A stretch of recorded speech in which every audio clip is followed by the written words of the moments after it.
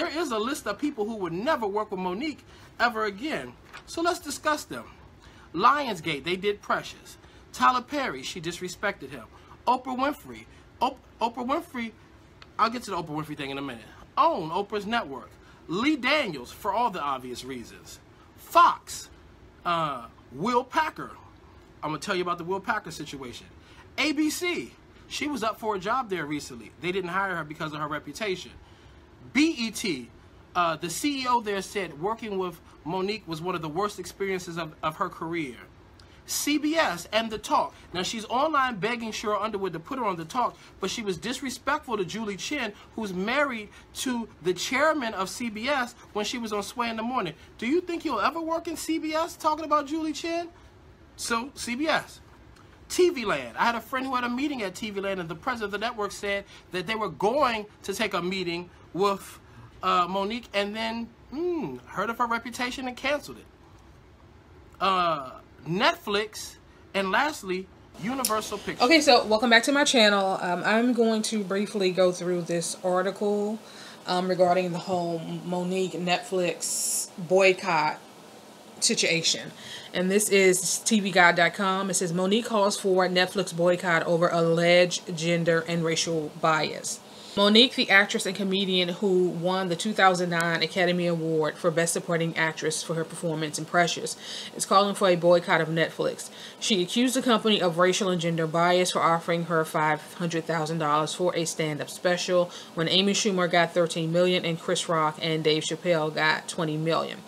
Okay, I just watched a clip on the Empressive channel where she was basically giving her commentary on a video uploaded by a journalist by Jawn Murray, where he actually says that he received information that the offer initially was much higher. So I'm going to insert that clip here. Stories, more details are coming out about this Netflix thing now. And the reality is that apparently Monique was offered $3 million to come in and showcase for the network executives so that they could make sure she was worth the $3 million for her comedy special. She was offended that they asked her to come in and showcase, and so she decided, I don't want to do that. So they said, well, if you don't want to come in and showcase for the comedy executives, well then cool. We'll give you a $500,000 flat offer. In an Instagram video post over the weekend, Monique said she asked the streaming giant about the pay disparity between her and Schumer. Netflix allegedly responded by saying that $500,000 is reflective of what they believe Monique will bring to the company with her stand-up special. We said, what about my resume? They said they don't go off resumes. Monique recalled. She then supposedly asked why Schumer was paid such a substantial sum and received the explanation that Schumer has sold out Madison Square Garden and had a hit movie with Trainwreck. Is that not Schumer's resume? Monique quipped.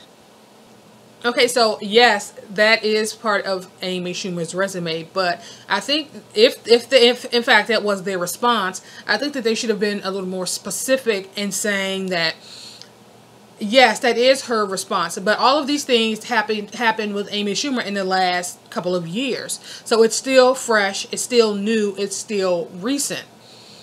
Whereas the last time Monique was associated with the project was in 2009. So we have to go it's about what's trending, what's new, what's now. And I think that intellectually I would need to believe that Monique and Sidney understand that, being in that industry. It's like they are going with what's relevant and what's popular right now. Also, there is the whole crossover appeal. While a lot of people like Monique, I think that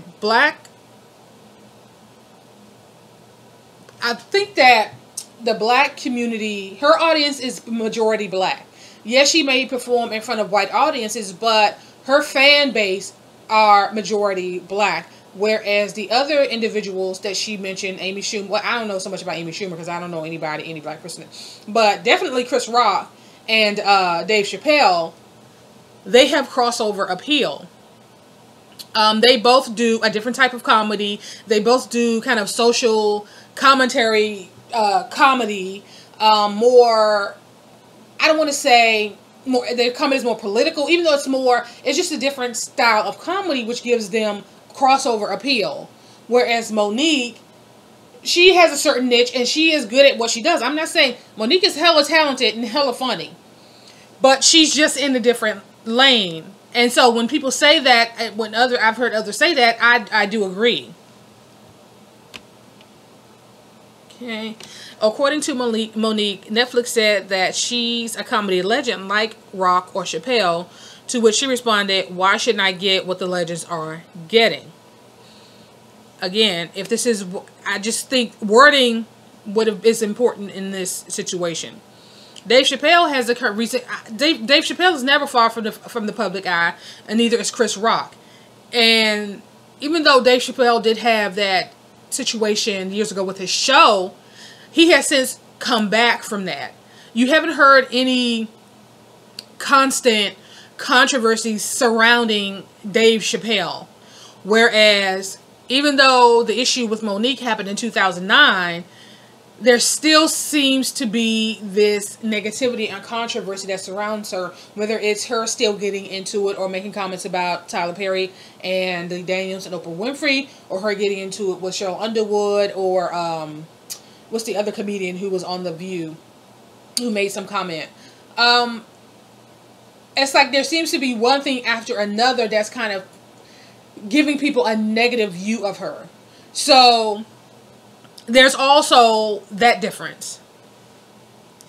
In addition to winning an Oscar, Monique's resume includes an Emmy nomination for the TV movie Bessie, a starring role on the long-running sitcom The Parkers, and numerous hosting gigs, including her own eponymous talk show from 2009 to 2011, as well as a long career as a touring stand-up comedian. So her talent is not what's in question. Her talent has never been what's in question. It's just how she goes about dealing with things and the outcome of based on how she goes about dealing with things. Like I said, her name has been kind of attached to negativity for a few years now. And so to compare your career at this point to people who don't have that same baggage, or if they had, like I said, to Dave Chappelle, that happened years ago, and it's not something that has constantly followed him up until this point. He was able to rebound and move past it. And that's, like I said, I think that's an important difference to make. Shortly after the video went up, Wanda Sykes, another black female comedian with a long, distinguished career, tweeted her gratitude at Monique and shared her own story of pay disparity with the company. "Thank you for speaking out, Netflix. Thank you for speaking out. Netflix ordered me less than half of your $500K. I was offered but found another home." Epics. Okay, so again, how Monique goes about dealing with things and the outcome based on how she deals with things.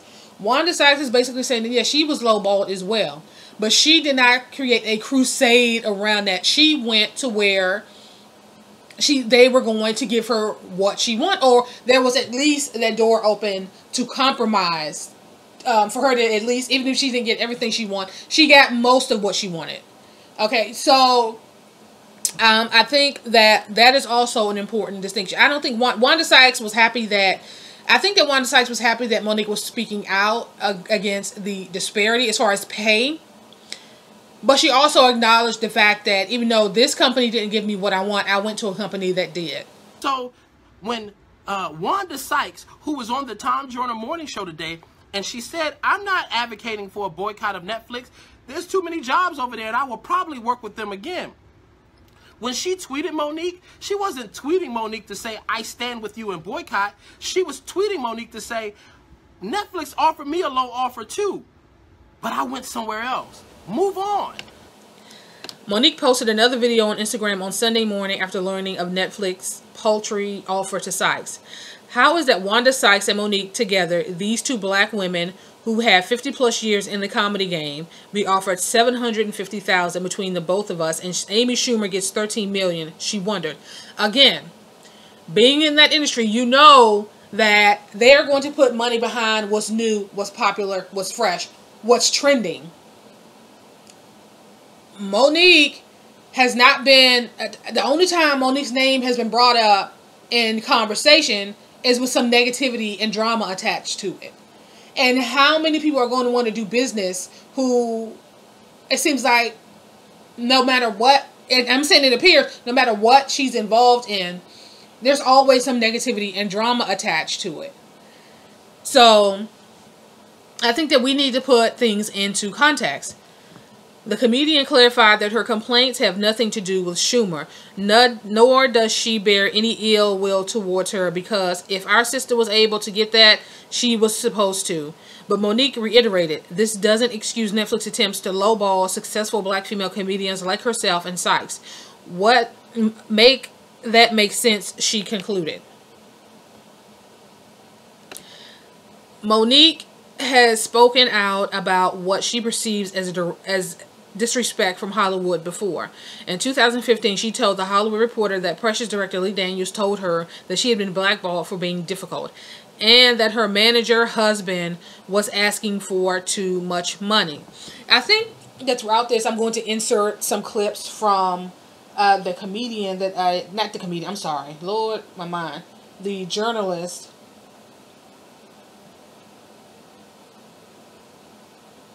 The journalist Jawn Murray, because in his video he did touch on a lot of these things. A lot of people seem to have an issue with Monique's husband, and to be perfectly honest, I've always felt that your marriage and your family and your personal life should be that, and your business should be your business. And so when you get family members involved in your business, it's a recipe for disaster.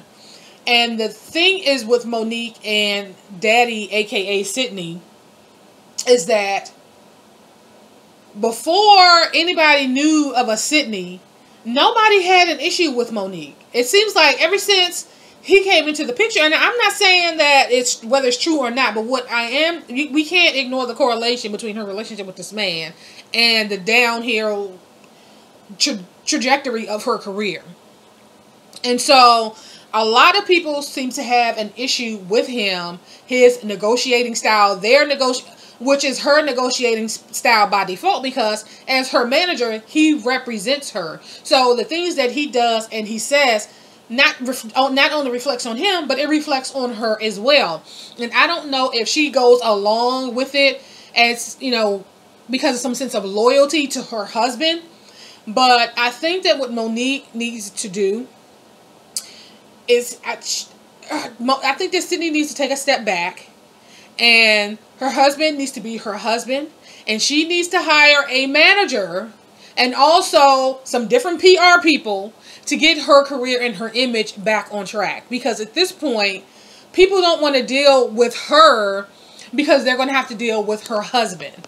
And again, even though Monique may not always be in agreement with what her husband is doing out of a sense of loyalty, she almost feels, I think that she may have also feel some sense that she has to go along with what he's doing, and as a show of loyalty to him, and no matter how much it's affecting her career. So, am I saying that she needs to divorce him? I'm not going to, that's not my place to say, but I do think that her husband needs to go back to just being her husband, and she needs to hire a manager and a PR team to get her back on track. Universal Pictures is where she did Almost Christmas. Well, why wouldn't Universal Pictures want to work with her? Almost Christmas came out. Monique appeared to promote it. She seemed to do a good job. Yeah, I thought so too. Till I got this email forwarded to me by somebody, and it's Will Packer addressing that husband of hers with some of the things that Monique was doing behind the scenes. So let me share with you some of the things that happened behind the scenes at Almost Christmas so that you understand why Monique is unemployable in this business.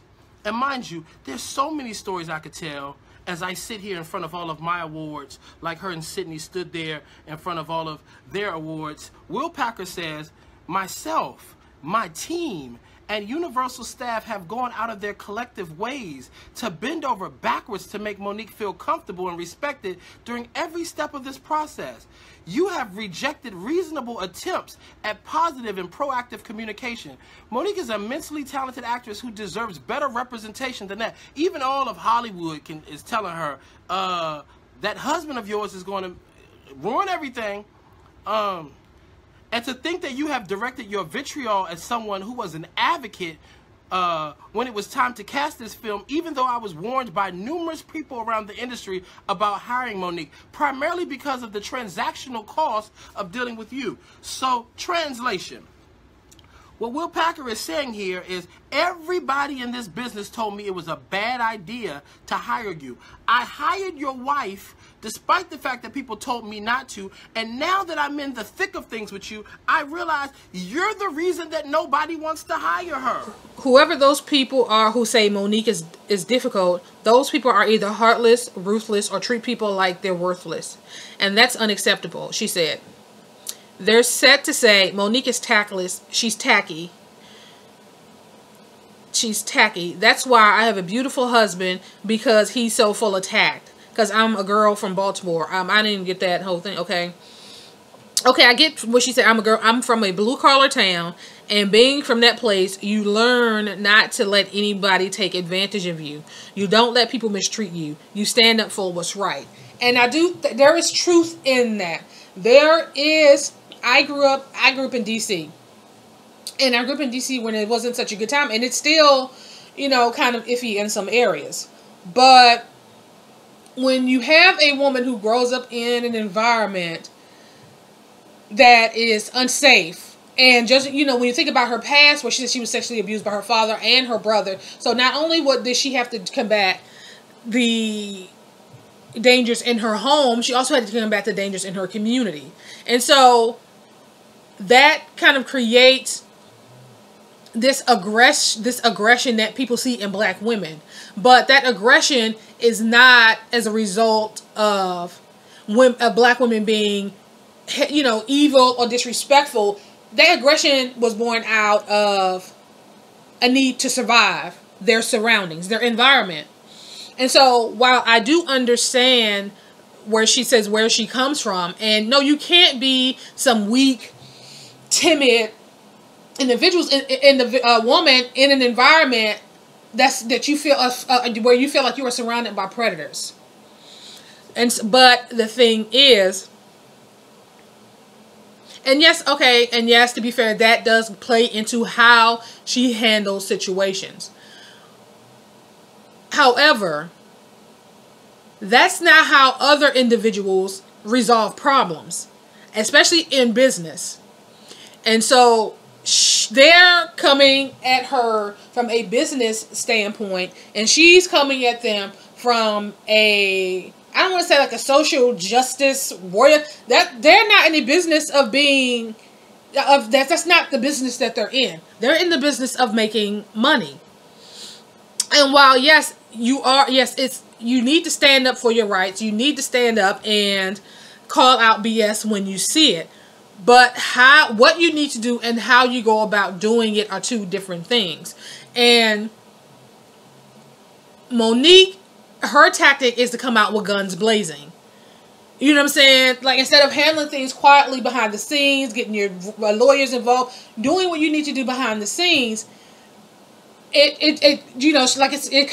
like at the OK Corral, like having gunfights in the street with these people. She's coming who don't do business that way. That's not how people run a successful business. Pay disparities has become a hot topic in Hollywood, fueled by the #MeToo movement. Grey's Anatomy star Ellen Pompey spoke frankly about her experience with the pay gap last week. And Black-ish Tracee Ellis Ross is renegotiating her contract to achieve parity with co-star Anthony Anderson. So this Me Too movement, obviously, even though the movement itself was started by a black woman many years ago, white women have brought it to the forefront and kind of made it their own in a sense. And so the Me Too movement is it's almost like it's an all-encompassing thing dealing with the sexual assault, pay disparity, gender sexual, sexual abuse. You have a lot of men abusing their positions, abusing their power. I mean, and so when you look at the Me Too movement and the faces of the Me Too movement, you see it's mainly white women. And if you have white women coming out and saying that they are underpaid, then obviously, then it goes without saying that black actresses. So Monique has a point. Monique and Wanda Sykes and those like them have a point about them being underappreciated and underpaid and being lowballed. That is not what's in question. What's in question is how her and her husband resolve issues. That's basically how they go about resolving issues. Okay. The pay cap conversation was kicked into high gear when it came out that Michelle Williams was paid $1,000 for reshoots on the movie, all the money in the world, while her co-star Mark Wahlberg was paid $1.5 million. After facing intense public scrutiny, Wahlberg donated his salary for the reshoot to Time's Up. Okay. That's absolutely ridiculous. She received $1,000 and he received $1.5 million. Okay, I didn't know that. But this was my first time going through this article. Okay, so again, nobody is denying Monique's talent. Nobody is denying that she makes some good points in her... She's making legitimate points in her argument. But how she goes about handling these situations is what's coming back to bite her in the ass.